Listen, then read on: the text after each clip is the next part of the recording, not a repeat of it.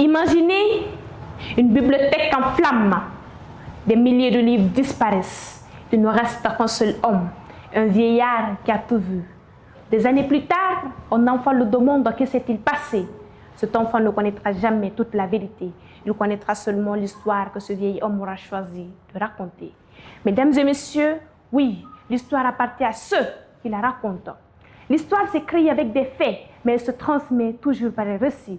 Non parce que ceux qui racontent changent les faits, mais parce qu'ils influencent dont le monde se souviendra.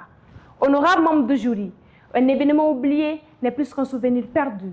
Un événement raconté devient une mémoire, et une mémoire répétée devient l'histoire. Mesdames et messieurs, chers membres du jury, regardons l'Afrique.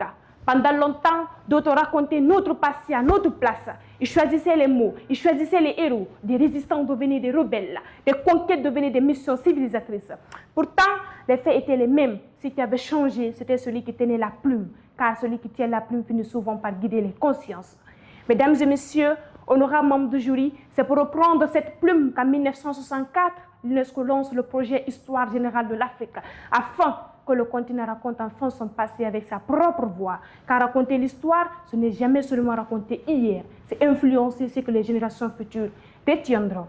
Mesdames et messieurs, honorables membres du jury, regardons notre propre pays. Combien de femmes courageuses, de sages, de héros et de résistants restent encore absents de nos manuels scolaires. Pourtant, les histoires vivent encore dans la mémoire des anciens. Mesdames et messieurs, chers membres du jury, le jour où ces voix disparaîtront, ce n'est pas seulement des personnes que nous perdrons des morceaux de nous-mêmes.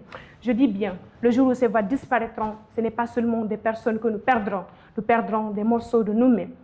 Mesdames et messieurs, on dit souvent que les vainqueurs écrivent l'histoire. Raconter l'histoire, c'est exercer le pouvoir le plus discret, celui de façonner la mémoire d'un peuple, mais c'est aussi une responsabilité, car une histoire peut nourrir la haine ou reconstruire une nation.